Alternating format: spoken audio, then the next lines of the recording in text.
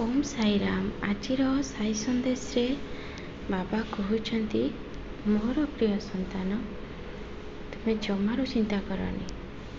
ତୁମେ ସବୁବେଳେ ଖାଲି କହୁଛ, ବାବା ତୁମେ ତ ମୋ କଥା ଶୁଣୁନା, ମୋ ଡାକ କ'ଣ ତୁମକୁ ଶୁଭୁନି?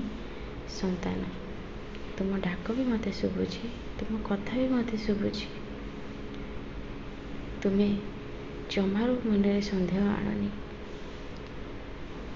ଭଗବାନଙ୍କ ଘର ଡେରି, କିନ୍ତୁ ଭଗବାନ କେବେ କାହାକୁ ଅନ୍ଧକାରକୁ ଠେଲି ଦିଅନ୍ତିନି।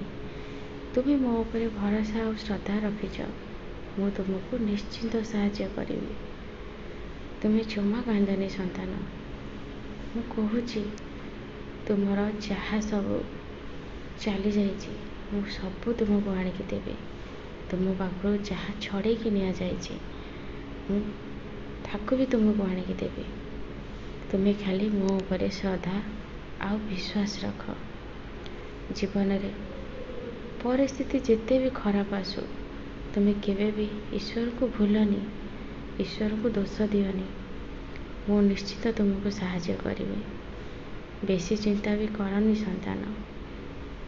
ତୁମେ ଯଦି ତୁମ ଜୀବନରେ ଘଟିଥିବା କଥାକୁ ନେଇକି ସବୁବେଳେ ଚିନ୍ତା କରିବ, ତାହେଲେ ତୁମ ଜୀବନରେ ତୁମେ କିଛି ବି କରିପାରିବନି।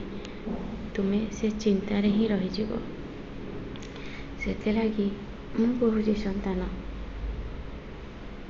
ତୁମେ ସବୁବେଳେ ଭଲ ଚିନ୍ତା କର, ସବୁବେଳେ ଭଲ ଭାବନା ମନରେ ରଖ। ଜୀବନରେ ତୁମର ସବୁ କିଛି ଭଲ ହିଁ ଘଟିବ। ଯଦି ତୁମକୁ କିଏ ଧୋକା ଦେଇଛି, ତୁମେ କାହିଁକି ଭାବୁଛ ଯେ ତା କର୍ମର ଫଳ ସେ ପାଇବନି ବୋଲି? ସେ ନିଶ୍ଚିନ୍ତ ପାଇବ ସନ୍ତାନ। ତୁମେ ସବୁବେଳେ ମୋ ଉପରେ ଭରସା ରଖ। ମୁଁ ସବୁବେଳେ ତୁମ ସାଙ୍ଗରେ ଅଛି ସନ୍ତାନ। ତୁମେ ମୋତେ ଜମାରୁ ଭୁଲନି। ମୁଁ ତୁମକୁ ଆଶୀର୍ବାଦ ଦେଉଛି। ତୁମ ଜୀବନରେ ତୁମେ ବହୁତ ଉନ୍ନତି କରିବ। ଆଉ ତୁମକୁ ଯିଏ କଷ୍ଟ ଦେଇଛି, ସେ ତାଙ୍କର କଷ୍ଟର ଫଳ ନିଶ୍ଚିନ୍ତ ପାଇବେ।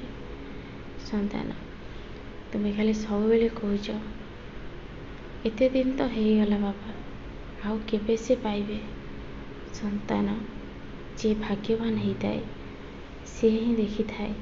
ତୁମେ ଦେଖିବ ସନ୍ତାନ। ତୁମ ଆଖିର ଲୁହ ଯେତିକି ବାହାରିଛି ସେତିକିର ହିସାବ ମୁଁ ନେବି।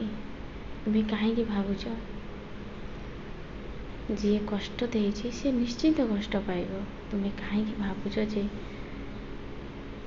କିଛି ହବନି ବୋଲି? ତୁମେ ସବୁବେଳେ ମନରେ ସନ୍ଦେହ ଆଣୁଛ, ଯେଉଁଥିପାଇଁ କି ସମସ୍ତ କାର୍ଯ୍ୟ ତୁମର ହବାରେ ଡେରି ହେଉଛି। ତୁମେ ମନରେ ସନ୍ଦେହ ଆଣନି ସନ୍ତାନ। ସବୁବେଳେ ଈଶ୍ୱରଙ୍କ ନାମ ସ୍ମରଣ କର, ଈଶ୍ୱରଙ୍କୁ ସବୁବେଳେ ପ୍ରାର୍ଥନା କର।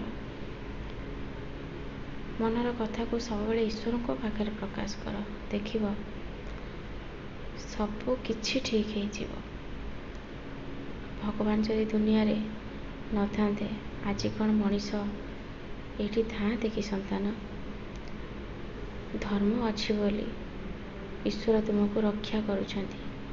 ସେଥିଲାଗି ତୁମେ ସବୁବେଳେ ଭଲ ଚିନ୍ତା କର, ଈଶ୍ୱରଙ୍କୁ ଆରାଧନା କର। ସବୁ କିଛି ତୁମ ଜୀବନରେ ଠିକ୍ ହେଇଯିବ ସନ୍ତାନ।